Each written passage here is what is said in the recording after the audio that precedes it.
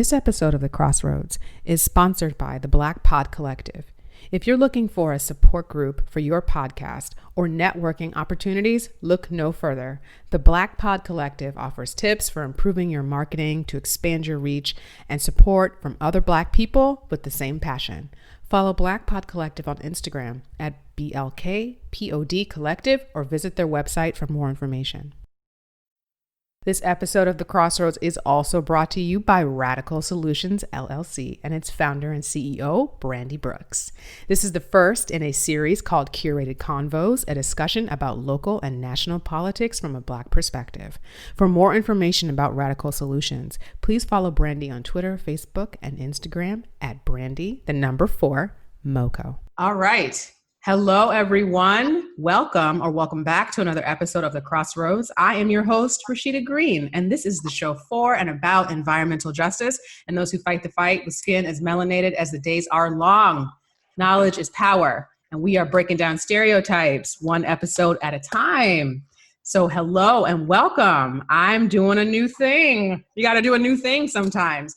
So today I have two very special women here with me, and I'm going to let them introduce themselves. We're going to start with Beverly because this is her first time on a podcast. Beverly, introduce yourself. Good afternoon, everyone. Thank you so much for the opportunity. My name is Beverly John. I am the co-founder of the Concerned Citizens for Bail Reform, working on state's attorney accountability and the issue of pretrial detention.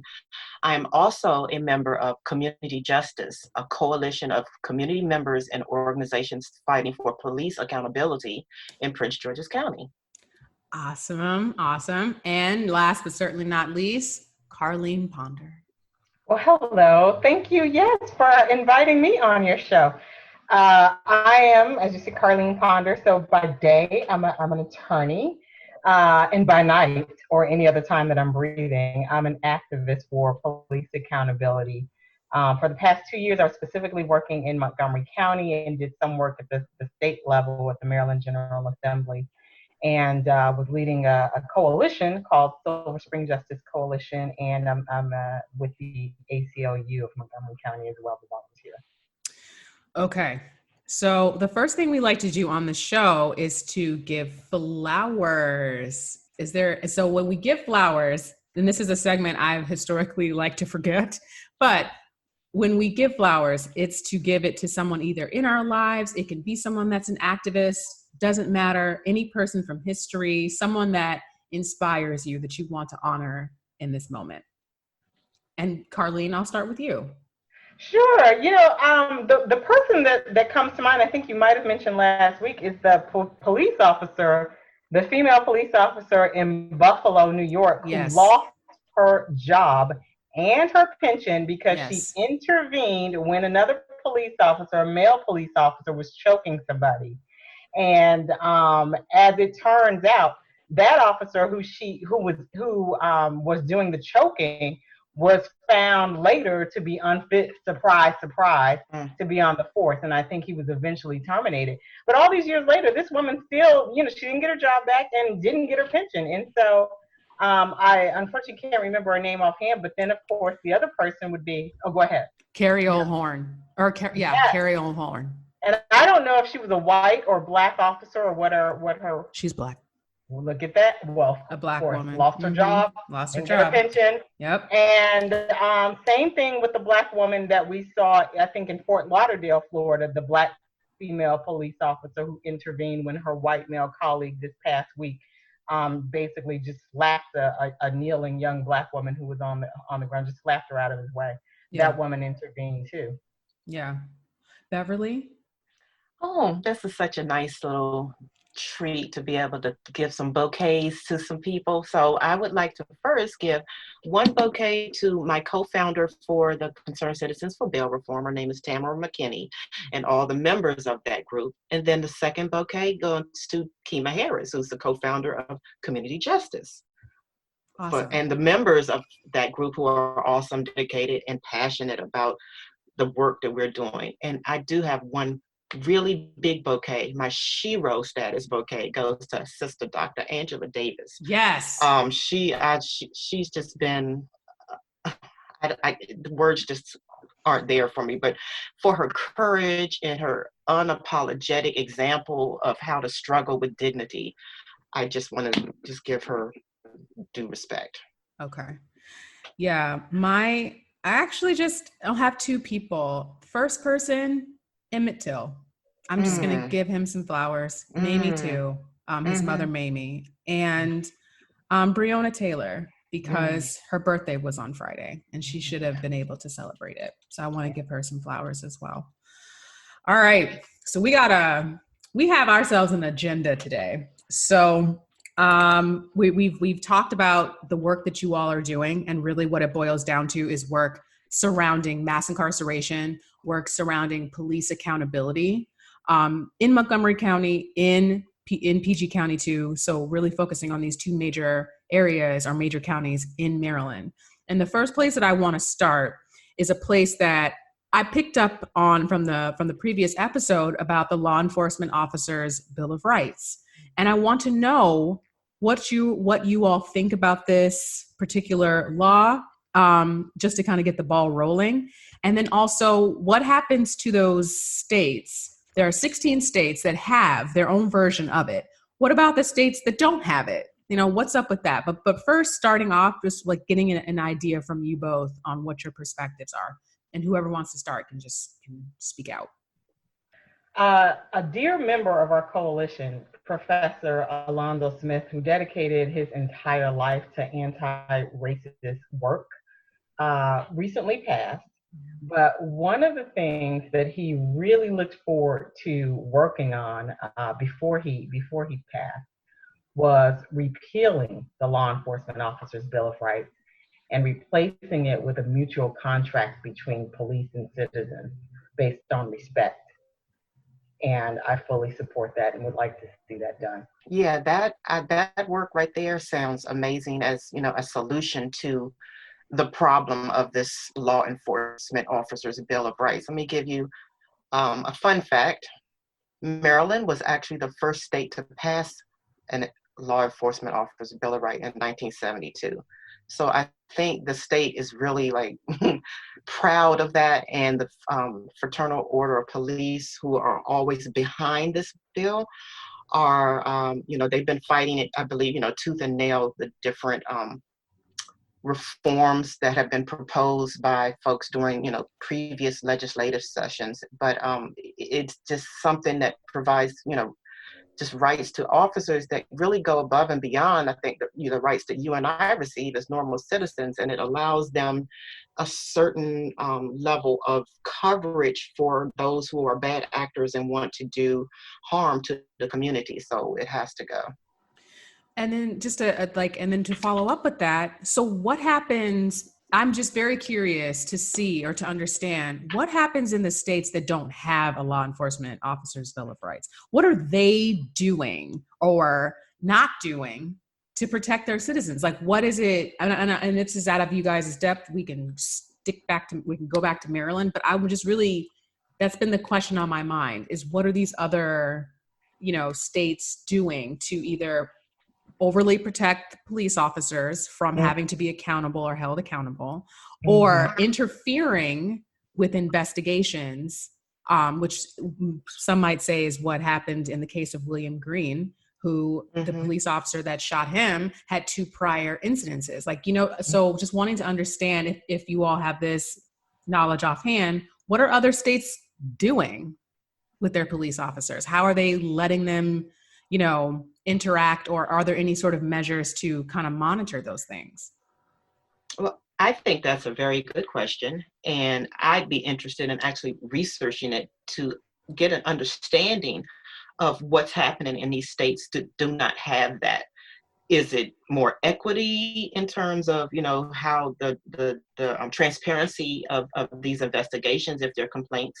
Is it more transparent? Is it working? Is it not working? I mean, I honestly don't have an answer to that off the top, but I would, be interested in seeing some research or even starting some research in that area on the states that do not have this in place. Me too. I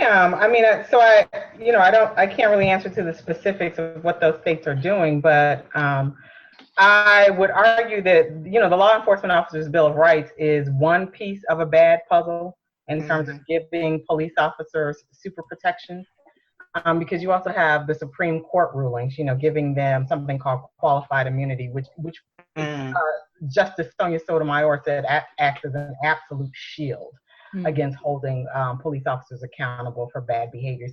And then you have union contracts. As well. So it's really just, it's one piece. But if you look at the state of Georgia, I just did a Google search really quick to see which states had a Law Enforcement Officers Bill of Rights, and I don't see that Georgia has one. But we all know what just happened in Georgia with Ahmaud Arbery and the fact that there were, a former police officer investigator was involved with that murder, that lynching and that murder. And we saw an entire system raise up to protect that police officers. So so in a sense, the lack of accountability, the cover up, and the racial animus was all still there, even without a Law Enforcement Officers Bill of Rights. So moving on to Public Information Act. So, the Public Information Act is like the federal FOIA, the Freedom of Information Act, where citizens have the right to request information from government agencies or entities. And in this case of the state of Maryland, it's really about having access to those public records. So my first question is, is this Public Information Act, is it a hindrance? From the research that I've seen from the Baltimore Sun in particular, they're indicating that there are some challenges on both sides. Like there's challenges for folks to get the information to the public in a timely fashion. And there's also the opposite, where people feel like that there is some resistance to being given the information that they are looking for. So one of the things that the Silver Spring Justice Coalition worked on in the past 2 years was changing the Maryland Public Information Act so that it does what it's supposed to do. It's supposed to be a sunshine law so that citizens can get information about, government actions and make informed decisions about how, government bodies are performing. So, but in this case, due to some court rulings in the state of Maryland, the highest court actually ruled that police officer records involving complaints from the public or even from other officers are considered personnel records.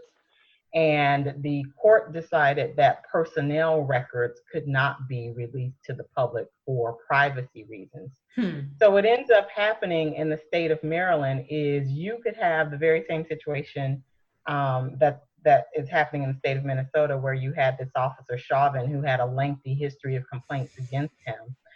But in the state of Maryland, because our Public Information Act actually acts against releasing information to the public and tends to shield police officers when allegations of misconduct are there, that information wouldn't be known to the public. And there have been numerous efforts at the state level to try and overturn it, but there's just been a lack of will from our Maryland State General Assembly representatives to do that. And so shifting to another issue, or something that at least we could be able to utilize as a means to hold police accountable, civilian review boards. So to my knowledge, from some of the experiences that I had working with Silver Spring Justice Coalition, was that the Civilian Review Board, as it stood, really couldn't do anything. It was basically ineffectual. And what kind of work has been done during the previous legislative session to combat that? And then also, what are some things that we could do to make civilian review boards effective? And Beverly, I want to start with you to see if you have what your perspective is, especially with the work that you've been doing in PG County.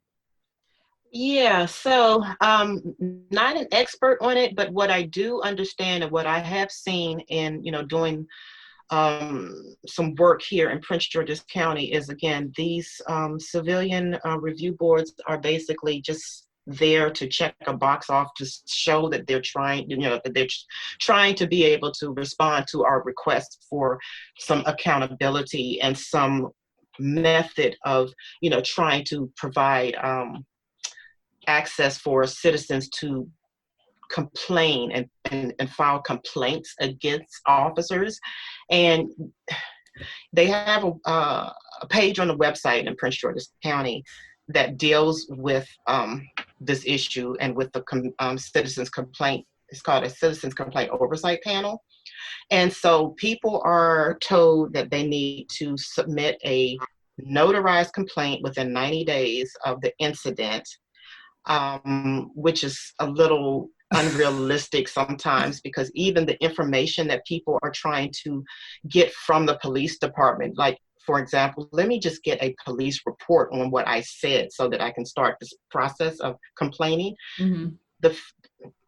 The departments drag their feet in getting that to people. So 90 days can come and go really quickly, and no one's able to really act on it. And then I believe from the police department side with the law enforcement Bill of Rights, there's like a deadline of 100 days or something before when you can actually file a complaint against them during that. So there's no time, for a citizen to really effectively do that.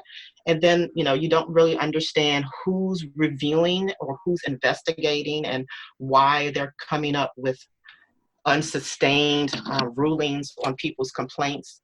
It's just very complex, and just the lack of transparency makes it almost impossible for people to get any kind of resolution. And the only time you really see something being done is if there's a really high visible case, like, the William Green case, Mm-hmm. where immediately, there was action on that because there was no other option for them but to do that. Right. But there are hundreds and thousands of other complaints and cases where people are left, without any recourse. Carlene, you want to add to that? Yeah, so Baltimore has a community review board, and I think it was established after the Freddie Gray case and the riots there and protests in Baltimore. Mm-hmm. There are issues with it, and I know the president of the that review board actually wrote an op-ed that was in the Baltimore Sun, and he talked about all of the impediments to them actually being able to investigate the police. And it does really go back to the Law Enforcement Officers' Bill of Rights, because what ends up happening is if there's an allegation of misconduct, well, that officer, if a complaint is made, and there are issues in terms of how a complaint is made, as I understand it, the person who makes the complaint, it still has to be like a sworn, signed complaint, which means you got to go into, the police station and talk to somebody and say, I've got an issue against the officer sitting over there in that cubicle. And then after that, if there's an investigation, that investigation has to be done by another police officer. Mm-hmm. So that, that means that it's a police officer investigating a misconduct complaint against another police officer. And at the end there are a whole bunch of other protections in there that are ridiculous. Like, the officer doesn't have to be questioned right away. He gets a waiting period. He gets a cooling off period. Cooling down period. He gets the time. Cool down. His union rep gets to be present during the interview. There are a whole bunch of other issues with it, but even in the end, in the event that the Internal Affairs Department puts together a record and they make a recommendation, that's all that the Civilian Review Board would be able to go on. Mm-hmm. So that means that there are no civilians during the interview process, like at all. They only have the official report that comes from the Internal Affairs Department. And a major part of that is that they only get to see that particular investigation. But again, one of the barometers of deciding or of knowing when an officer is likely to engage in abuses of citizens is his history or her history.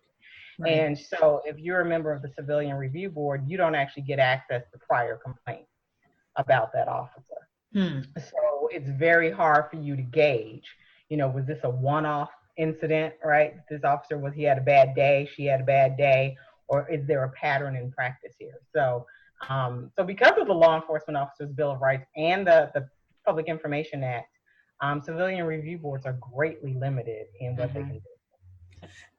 And like, what what are some, just quickly, I know I would usually like to wait till the end to ask about solutions, but like, what are some things that folks can do if they want to either be a part of the Citizens Review Board, or if they want to get involved with making certain that it could be effective? What can they do? Well, I know for Prince George's County, I mean, you have to apply to get on this. It's a 7-member panel, and you have to apply. And there's like certain times when they open it up for new members to come on. And again, that whole process, even learning about when it's time for new people to join, it's very kind of just murky, and you just sometimes find out about it by accident. So in terms of what people can do, I really think, we as public citizens really just need to be able to become more engaged and more involved with holding these people and these agencies and these departments accountable to what they say they're going to do. And that means, not just voting for them every, cycle, but it actually means in between time, checking in, going to the city council meetings, asking questions to your delegates. I mean, we have to be more engaged as a people in Prince George's County and probably in Maryland in general, to be able to let the powers that be know that we are watching and we will hold you accountable, because it seems as though we've been kind of just going along with, we'll vote and let people just do whatever it is they want to do and not really pay attention to their actions and what they're doing that are doing harm to our communities. And just to piggyback off that, because some of the excuses, I try to on this show make certain to really encourage folks to get involved on the local level. I'm like, nationally, we're screwed. We're screwed, y'all. We're screwed. It's so bad. But there may be things that we can do on the local level. And some of the things that I hear is like time being a constraint. I hear that a lot. And I also hear that, they have these meetings at times where the average person, most people can't get to them. Either they're at 5 o'clock in the afternoon or the evening in Annapolis, or in a place that's not easily accessible by metro or anything like that. So in either of your work, have you found kind of workarounds to really get folks engaged, or has it mostly just been what I see in my experience with activism locally is it's usually the same people. It's like Cheers, where like you come in and it's like, hey, because everybody knows everybody. Yes. Is that your experience too, Beverly? Yes, you hear me laughing over here because that's exactly what it is. Yeah. It's like you see the same people all the time. And I'm happy to say that, I've just been in this fight in Prince George's County for the last maybe 3 years or so. And so, you get to learn and see who's who and who's active and, who's going to be there for you.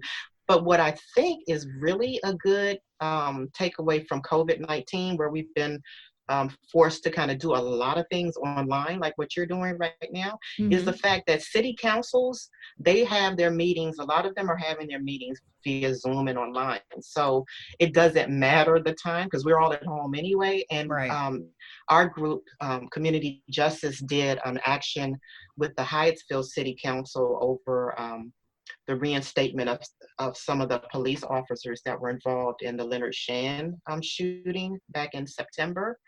And we basically, again, just sent the comments, sent the emails to the city council clerk, and, by their process, every comment has to be read. And so, they're hearing you. And you're looking for a response. So it's almost even a better way to do it sometimes when it's online and people can, engage at their convenience and when they can.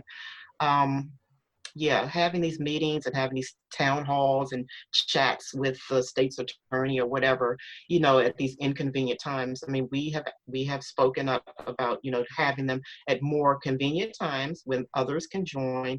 And I thought that was going to happen, but it really didn't. So that's still something we're going to have to work on. But we really need to show up at these types of events. I mean, let them know we're here and we want some accountability. Right.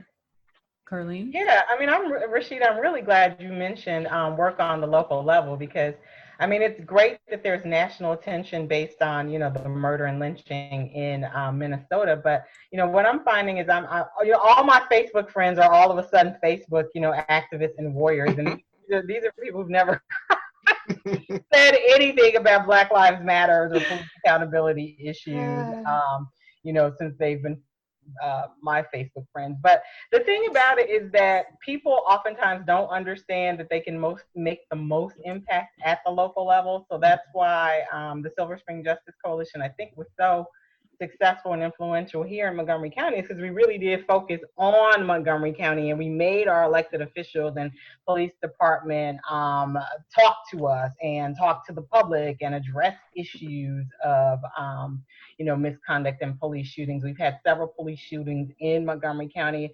The 3 that I know about are all Black men who were suffering mental distress at the time, which tells you that there is a deep problem here at the local level when all the people who've been killed were in mental distress.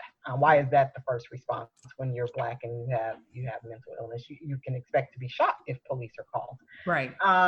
So I really would like people to plug into like the local groups on the local level. I mean, find out who's working on these issues like in your county, in your city, and plug into what they're doing. And you don't have to be an expert, but when they send you out an email and say, hey, we need you to email your state senators or, show up at a county council meeting. I mean, that stuff is important. Do that.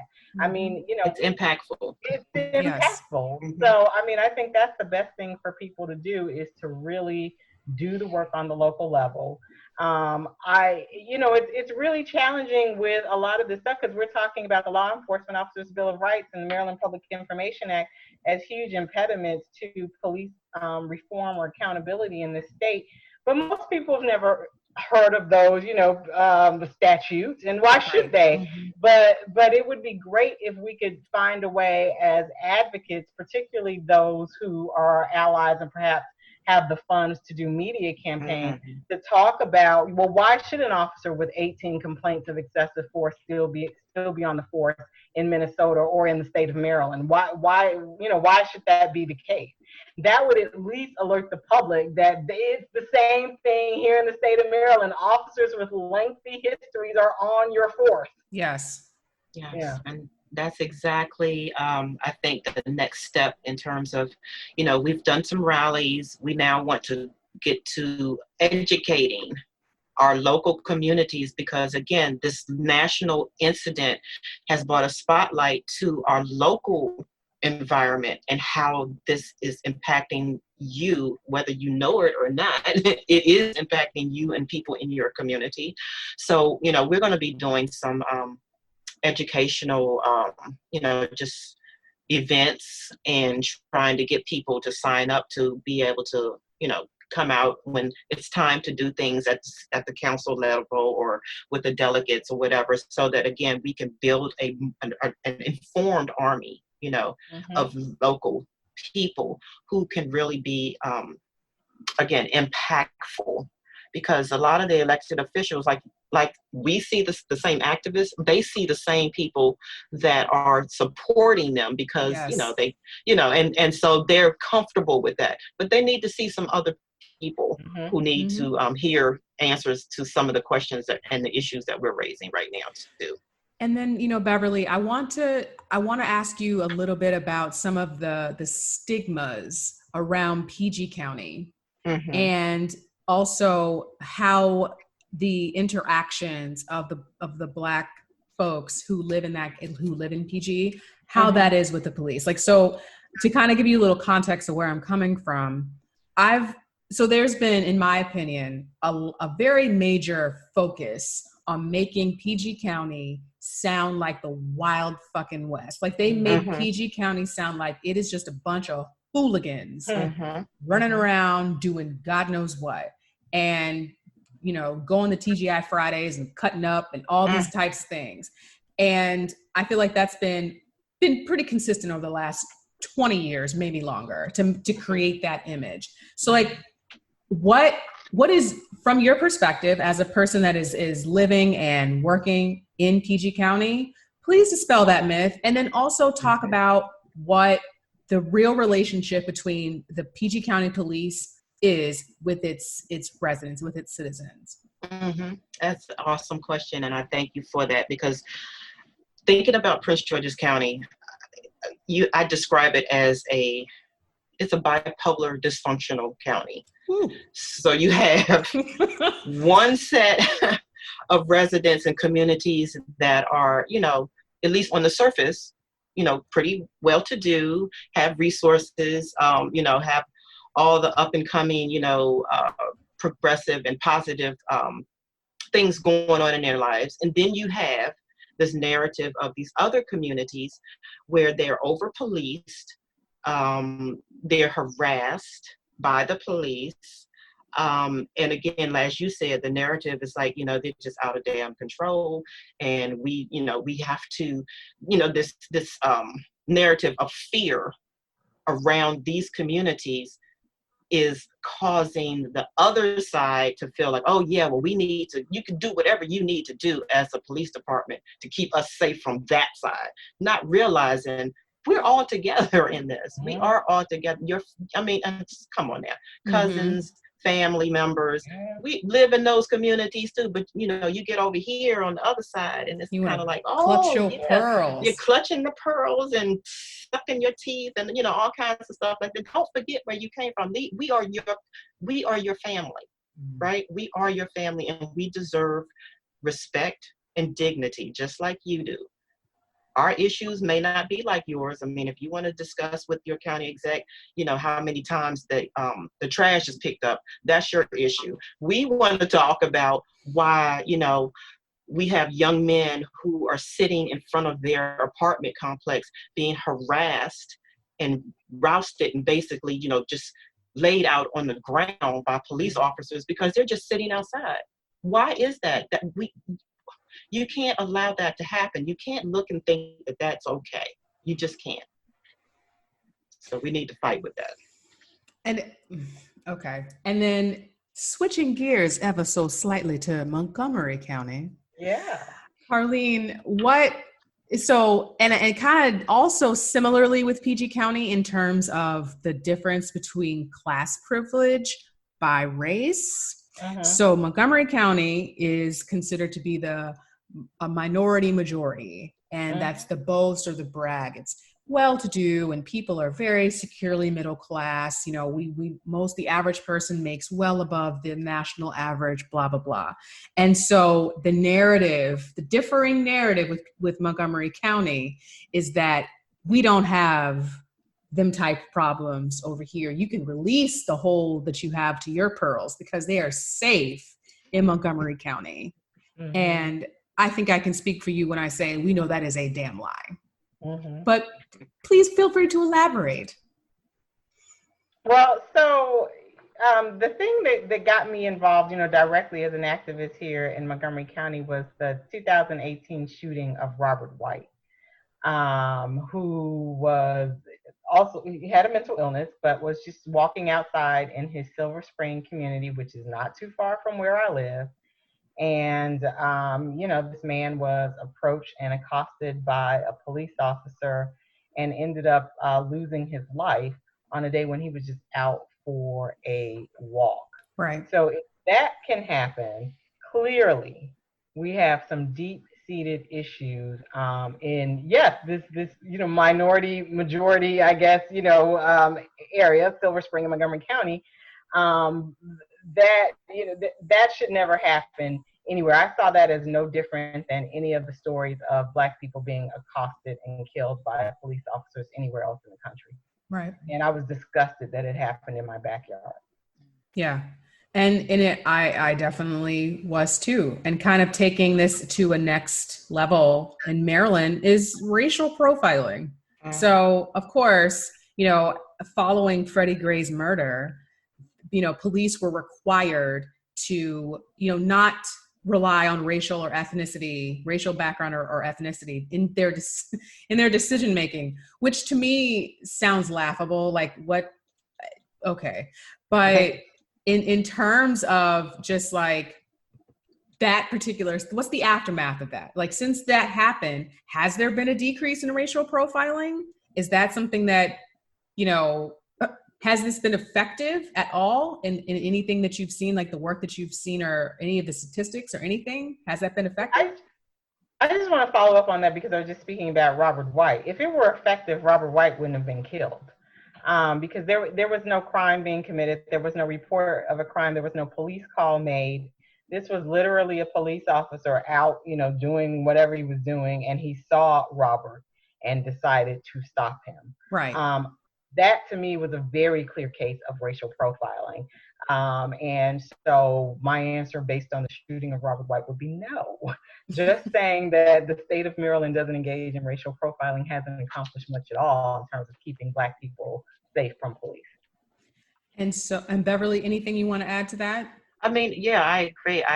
I don't have any statistics on it, but just my anecdotal, just being out here and looking at things. No, we have people that are, again, we have whole communities of people of color that are continually being over-policed, people going about their day-to-day business, police just pulling up on them and doing random traffic stops and harassing and looking for other things that they may be able to hold against them in terms of, law enforcement. It's just ridiculous. It hasn't changed. And so based upon what we saw from the previous legislative session, what are some of the laws or things that we tried to get passed in regards to police accountability or mass incarceration that did make it, if we want to talk about some of the successes, but let's also bring into the conversation what still has yet to be changed and or passed. And Carleen, I'll start with you.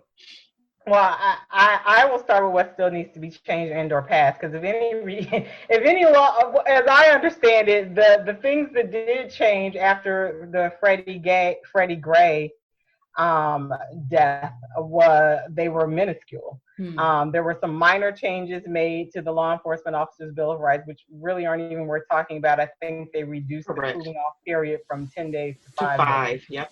Oh, wow. Stuff like that. They said civilians could be part of, what's called I think a hearing board. When an internal affairs investigation finds an officer should be disciplined in some way, he gets a hearing board. Those hearing boards are staffed by the police officers. The change in the Law Enforcement Officers Bill of Rights was that you could appoint a non-voting civilian member. So they're not even worth talking about. Right. Let's talk about what we need to change. So I want to give a shout out to Representative Gabriel Acevedo. Yes. And he has been working steadily to push changes in at the state level under Anton's law. Anton Black killed a young man, 19 years old, killed in front of his parents. I believe it was Caroline County, Maryland. And this kid also mentally ill. And the police were called for very bizarre reasons. He was playing with a young cousin of his, and that triggered somebody to call the police. And anyway, the police ended up chasing him, pursuing him all the way to his house. I think he got in his dad's car. The police busted out the window of the car, and this young man, I think he had bipolar disorder, but so he clearly, he went into shock. Yes. At that point, because of being pursued by these police officers, and he ran to a place of safety, his dad's car. They pull him out of the dad's car. He gets up on the front porch. His mom and dad are there, and he's saying, let my kid go. What the hell are you doing? And officers proceed to kill the young man through force, brute force, and the parents were helpless. And I cannot imagine, that type of trauma. But I was in the General Assembly earlier this year with the dad and I believe his sister, Anton's sister, and they were all testifying about what happened. And all they're asking for is to at least be given the investigation file. So when they made a complaint, they weren't even allowed to see the investigation file of how the officers were investigated, and so that's a huge part of what Anton's Law is seeking is to at least give the people who are victims, family members of victims, the dignity of seeing how the police department handled their complaint.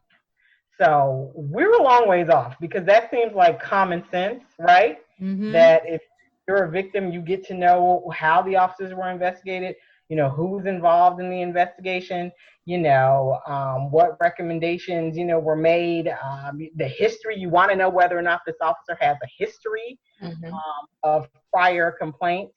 And so, but in the state of Maryland, because of, the two things that we already talked about, the two statutes, even the family was barred from getting that information. And so shame on the Maryland General Assembly, because this is just this is basic human decency, and they did not have the will to pass it.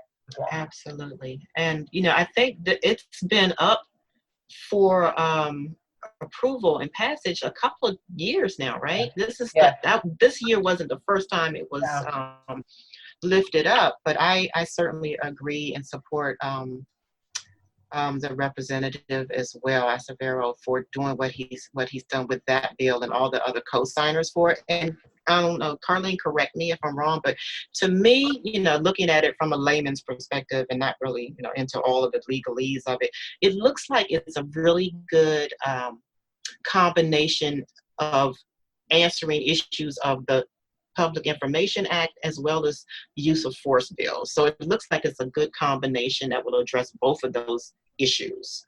Absolutely. Yeah, absolutely. I mean, because, the family, it should at least know the history of the officer involved. And in this case, the officer, Thomas Webster, ended up eventually being fired and decertified. But how that happened is a very, very long story, and it involved a lot of media investigation. But in this case, that officer had a lengthy history. He may have had 30 complaints against him. He was a police officer in the state of Delaware. What? And as I understand it, Delaware doesn't bar access to complaints of excessive force against officers the way that Maryland does. So the officer had about 30 complaints against him, and one was even videotaped. Wow. Where he kicked a young Black man in the head. Ooh. And so, I think this officer resigned or was fired, probably resigned from the Delaware police force in a lawsuit involving, one of these instances, and came right over here to the state of Maryland and got a job. Mm-hmm. And then proceeded to kill somebody. I don't know if this officer had been on the force here in Maryland for even a year before he proceeded to kill. Wow. Black. And so I do, at some point, Rashida, I would like to talk about what we could do at the national level to stop stuff like that from happening. Yeah. Because he should not have been able to cross state lines and come over here and get a job. Another thing, because I want to ask this question about white ally. I want to get into white allyship, but I do want to talk about that. Also, I want to talk about the fact that in regards to the Robert White shooting, that Howard County was had jurisdiction over any of the investigation and everything, barring us or barring the citizens from being able to do anything, to be effective. And I want to call that into, but let's put a pin in that, because I want to get on the whites real quick. We don't have to do it too hard. If you don't want to do it too hard, leave it up to me. It's totally fine.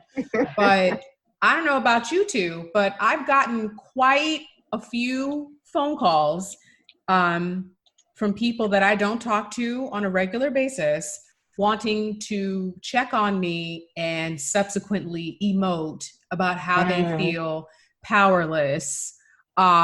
One person in particular, I low-key shut him down, and the other person, I didn't give all that. But and I can say this more so, and I'm sure it's probably in PG too, but definitely in Montgomery County, there's just a lot of the woke whites, I'll say, who feel that they are absolved. They have absolved themselves from their place in privilege, and because they think they're doing the work, that they somehow don't think that they are doing harm to the people who are also doing the work with them, who may or may not have the education, may or may not now, because we know dummies on this phone, but may or may not have the education, but have the lived experience. And somehow the thinking that because you've got stats, that you can outdo or you can outshine or outperform a Black man or a Black woman with a lived experience.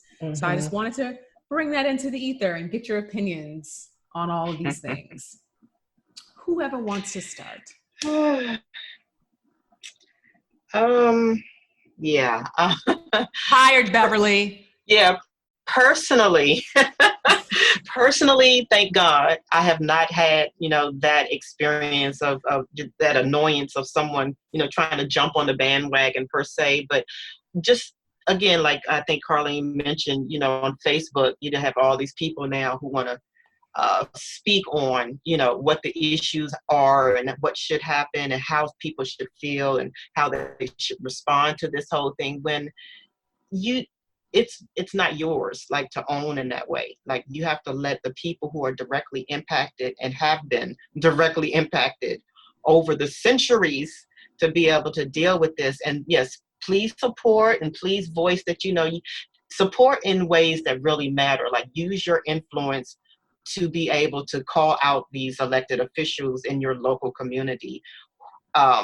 Call them out and not just send me a little text or an email or Facebook that's kind of keeping you safe, from what the real skin in the game needs to be. So if you're going to do it, just be as impactful and use your privilege, use your leverage, use whatever you have to support in ways that maybe we do not have the ability to do at this point in time. Yeah. Yeah, I mean, there are a lot of variations of, this issue, but honestly, I think the thing that has burned me most is the silence of the moral majority or the good people. I mean, I have left churches very vocally over things like this that were white led but had a multiracial congregation, because a lot of the work that I do really comes from a position of faith, just meaning that I know Jesus is not smiling on the abuse and brutality of Black people. So, and those folks bother me the most. The one who can see all this happening. I feel you. And call themselves representatives of my faith, but yet speak on it. Remain absolutely silent until they were forced to watch a man lynched on TV, and it made them uncomfortable. Their kids picked up the phone and said, "Mom and Dad, what just happened?" Right. Those people bother me the most. Organizing with white allies, there are issues there too, of course. I was part of leading a majority white, coalition here in Montgomery County. And, the issue that I ran into with that is just white privilege is still part of that group, even if these are your friends and they're, demanding, the same things that you're demanding and want to see justice done. White privilege can show up in the sense that they know best. And if you don't toe their line, well, then they're just more righteous than you, aren't they? And that, that's what ended up happening as part of my experience, is that as long as I could toe the line, I was okay. My experience has definitely been, I've had several. I'll say I've had one type of a person who thinks that they know best and never takes a responsibility or accountability for how they behave or how they show up. And that's been men and women. And then eventually, and the other piece that I love, that I find especially piquant, is relying on the strong Black woman to drop the hammer. And so a quick word to you whites. It is not our job to help you drop the hammer. If you know you've got people in your group who are being controversial, if you know that you have people in your group who are causing problems and being problematic, you don't need to wait till a person like me says something about it, because I'm always with the shit. So I'm always ready to fight. But I shouldn't have to if I'm not in this room by myself. Right. I shouldn't have to do all this work because I'm already dealing with the work from the outside. I've got a regular job where I have to keep it cute 5 days a week. I also have my personal life where I can choose to keep it cute or not. And then I have to come into this space where I am not being paid for my time and listen to you cry or listen to you make up your assertions about what you think is best based on what? Are you going outside as a Black woman? Are you being harassed? Like, is that your experience? Do you have Black men in your family who you constantly have to worry about? Probably, maybe, hair flip, you might, but not quite the way that I do, Miss Thing, because I've had it my entire life. So I just wanted an excuse to read the whites real quick, and I appreciate you all allowing me the space to do that. But I just like, if you're gonna be an ally, you can lead from the back. You don't need to be in the front. The people who are the most marginalized, they're the ones that need to be in the front. Yeah, but my issue with that is don't behave like puppet masters either. Don't think that you're some Negro from somewhere to say what you want to be said because you think that's the most righteous thing. Yes. So that is my issue. Thank you. That's all. Yes. So like, what are some things that, so of course we have more than come to the crossroads where we're just bringing all of these things together. So what are some things, going back to what we were talking about originally about some of the cumbersome oversight, especially from Howard County interceding on the case with Robert White? We've got, PG County, the misrepresentations of PG County and the work that has to be done. Like, for example, bringing in the environment, PG County is an amazing watershed. Like it's the flow of the watershed from just various channels into the Anacostia needs to be protected. But when I go to the PG County's Department of the Environment website, I'm not seeing anything that gets me up. Meaning I'm not seeing enough beyond, well, don't litter and down to the river and pick up a bucket. Like that's not enough. So what are some things that we can do at the state level, at the county level, and nationally, as we're really combating these issues of police brutality and the need for police accountability? What are some things that we can do? Whoever wants to. I mean, Beverly, I wanted to talk about the national level. I don't know, Beverly, if you wanted to go first at all. Because you know what, in a way, I kind of look at this again. We've talked about it before. I look at us as being able to work locally, but then connect nationally with other groups that are, in the same space. And then even I'm going to take it to the global level, because as you see from this moment in time, the world is looking at us right now, and they are in support of what we're doing right now. And it connects to them as well. I mean, there's a group called the U.S. Human Rights Network that has already submitted a request to the UN Human Rights Council for a special session to deal with this escalating situation of police violence and the repression of the protesters and that type of thing. So it is like a connected thing, but it all starts locally with building locally so that we can be a bigger voice and a bigger impact. And I just wanted to talk about issues at the national level, because a lot of this, unfortunately, police get away with what they get away with because a lot of the, accountability efforts are very piecemeal. Yes. Like that officer, like I said, could come over from Delaware, to Caroline County, Maryland, and kill somebody, within a matter of a year of being on the force. So here's some things from the Law Enforcement Action Partnership. And a lot of these people are either former or current law enforcement members. In fact, Sonia Pruitt, who is, I think she's a lieutenant here in Montgomery County Police. Yes, I've heard her name. Yeah, a lot of people like her. But so here are some things at the national level that we can do. What Congress can do: transparency. Congress should establish an independent national public database recording all officers who were terminated or resigned due to misconduct, including but not limited to excessive use of force, corruption, domestic violence, assault, harassment, perjury, falsifying report, planting or destroying evidence. These officers should be prohibited by law from being certified as a police officer ever again in Yes. We need Congress to do stuff like this. And it can be done. Yes. I mean, that way, that would be keeping, Black citizens safe in large part from these folks they call rotten apples or bad apples. If you really believe they're bad apples, then put them in this database. Right. And Right. then that way they aren't crossing county lines and state lines and doing harm, you know? And I just also want to say really quick, like, it doesn't take that long to become a police officer. Maybe I'm salty because I'm in school, but like the fact that I could already have a gun and just be out here shooting it off in the air because it's Friday or whatever, that angers me. But it takes less time to become a police officer. Racial anti-bias training is what, like one day of anti-bias training. They're not, they can optionally learn to use the taser, but that's not what they're trained to do. They're trained to shoot to kill.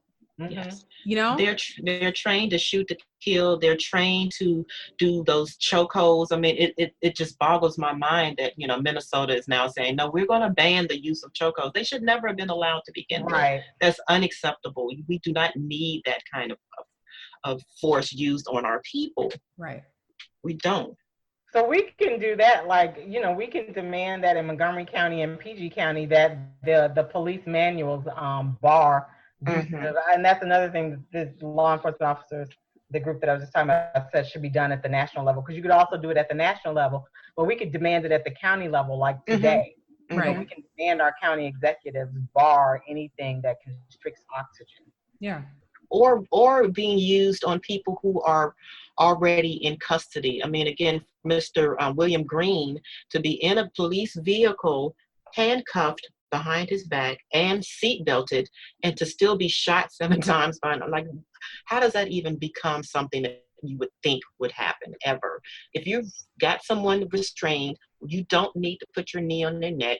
You don't need to pistol whip them. You don't need to taser them. You don't need to throw them down on the ground. I mean, just have some compassion. Because all these things that you're describing sounds like something from the WWE. Like, this doesn't sound like, you know, this sounds like some wrestling moves. Right. Yes.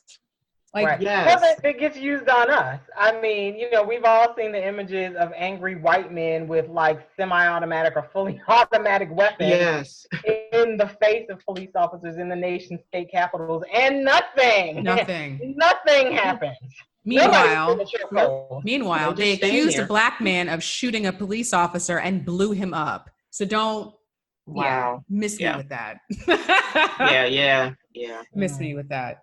So as we draw to a close, are there any other solutions that we want to raise before we give out information about, you know, what's coming up for us, things that we're working on, and providing social media? Either whoever wants to start, but what are some other solutions or final thoughts that you have as we kind of close out this conversation? I'm going to go ahead and start. I will. I'm just going to repeat what we've talked about before, where we just need to engage locally. We need to stop over-policing communities, stop criminalizing poverty, stop overcharging and detaining citizens pre-trial. The rule of law says we are supposed to be innocent until proven guilty. So why are we holding our neighbors in jails before they even have been given due process? Why are we allowing these policemen to shoot and kill people before they're even arrested? Like, they haven't even been detained, but because they are acting as judge, jury, and executioner on our communities, that has to stop. This whole thing of, you know, they're even locking us up and contributing, you know, to the mass incarceration numbers in the state, which is, if I don't know if we've touched on this or not, but Maryland actually has the largest percentage of African-American prison population in the country. That is nothing to be proud of. And we need to fix and understand why that's happening. Hold our chiefs of police, hold our mayors, hold our states and district attorneys accountable for their part in, you know, feeding us into the system of incarceration. Yes. And vote. These people are. They put the damn signs in the yard, girl. Take a picture and go Google that person when you get in the house. Yeah. Well, sorry, go on. My Shiroo Angela Davis says what this country needs is more unemployed politicians. So yes, let's vote. Yes. Yeah, I mean, I echo, you know, everything that was just said. And I would say, yeah, to focus on, you know, writing your county executive, you know, your county council. There's something called 8 That Can't Wait Those are 8 things that we can demand right now. One of them we just talked about, which is banning, those chokehold restraints. You can demand that the police officers ban those. You can demand that de-escalation is a requirement, not optional. De-escalation is not a requirement in Montgomery County. Officers don't have to de-escalate a situation. You can demand that some police funding be reduced and put into mental health units. Because, like I said, in Montgomery County, 3 African American men who I know have been shot and killed were all in mental distress. Why, if the county executive, as we were told earlier this year in a meeting with him, Mark Elrich, comes and says, well, we just don't have the funding for it right now. Well, if you took even $1 million away from the police department's budget right now and switch that into funding like social workers and mental health workers who can go out on the scene, either with police or in place of police, then perhaps, these 3 men wouldn't be dead today. I mean, just tiny little things that can be done like that can actually save Black lives. Absolutely. And just a final word to the whites. I'm sorry, I'm not going to take my foot off your neck on this episode right here. Something else for you all to do is what Carlene said about the puppet mastering. Like, you can play your position in the back and be financially supportive without also trying to orchestrate what's going on. And I would also say to really do some introspection on your privilege. And I'm not just talking about, just the fact that you all are always believed. I'm actually also talking about the fact that not only are you always believed, but you also believe that you deserve to be in the front. And that's the problem. And one just word to all of us as activists, as people of color, is really just that the rubber is going to meet the road. See, racism is this big thing that I've said this so many times when I've talked before, that everybody wants to slay Goliath. Everybody wants to be seen trying to slay this massive thing. They all want to be against Trump. But when I ask you, or when I say to you that you're going to have a job interview and there's going to be a candidate, a Black person who is more qualified than you, who has the education, and not only does that person have the education, damn it, they got the fortitude, because they know that they didn't have mommy and daddy to fall back on, that they had to pay these student loans themselves. So they're coming into that interview listening to Nuck If You Buck and Cheese and Dope in the car, ready for you. That's right. Okay. And when you start to lose those opportunities, Miss Thing, I want you to still have that sign that you made from your cardboard box from Sephora that says Black Lives Matter. I want you to still be out there, because that's your challenge. That's the challenge for all these white allies. What's going to happen when we eclipse you? Because we're more than capable of doing it. What's going to happen to you? Are you going to be comfortable playing in the back? Are you going to be the lover and the secretary? Are you going to be okay with that? Or are you going to do what you normally do, which is to revolt? Claps to that, my dear. Oh my, it's Rashida. And following up on that, Rashida, clearly, like, I want to know what's going to happen when the cameras are turned off. Woo! What are you going to do? You got public officials and everybody's making these statements of support and concern, and it rings a little disingenuous to me, because these issues have been brought to you before and you chose not to do anything about them. And now we're at a point where the spotlight is on you and you feel you have to say something. So, I'm kind of not hearing your words, because I'm watching what you do. And I want it to be made very clear that when the cameras are off and it's time for us to get back to work, either you're going to be about what you just said and your support, or not. And if you're not, trust, we're still going to hold you accountable for it. So we'll work with you if you're sincere about making these changes. But if not, we're still going to be right there. Beverly, please tell the peoples where they can follow you, where they can find you if they so choose. Any last shout outs that you would like to give? You can follow Community Justice on the Facebook page. Look for Community Justice, and it's at Community Justice 4, the letter U. For Concerned Citizens of Bail Reform, you can email me at ccfbr.pg@gmail.com.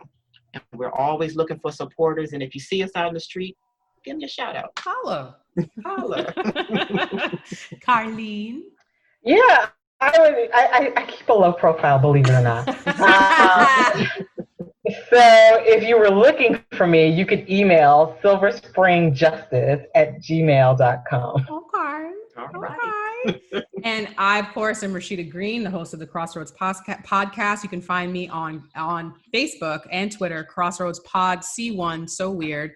Also on Instagram, Crossroads Podcast. I'm on TikTok, but not really using it because I'm old. I don't know what I'm doing. I'm just not going. I'm old. I know that's right. I don't know. I'm going to give it to somebody else. Let them do it. But yes, and my website, allroadscross.com. And I am, the podcast is available on all platforms. And I want to thank my guests again. I also want to thank Brandy Brooks from Radical Solutions. She is curating this content. We're calling this Curated Convos, and she is helping me to curate this content. So I also want to give a shout out to her. And thank you both so very much for joining me today. I think this was just an excellent, excellent conversation. And I really appreciate you all taking the time today to speak with me. Well, thank you very much. Yes, And thank you for Beverly, the opportunity. Thank you. And this is your first, Carlene, is this your first podcast too? I don't know if it's my first. It might be my first podcast. I've done interviews. I just don't know if they've been podcasts. Maybe not. Okay. I mean, Well, whatever. I'm gonna take this, and that this is the first time for both of you, and I appreciate you all being on my show. You could have been anywhere else, but you came to me. Thank you. Thank you so much. All right.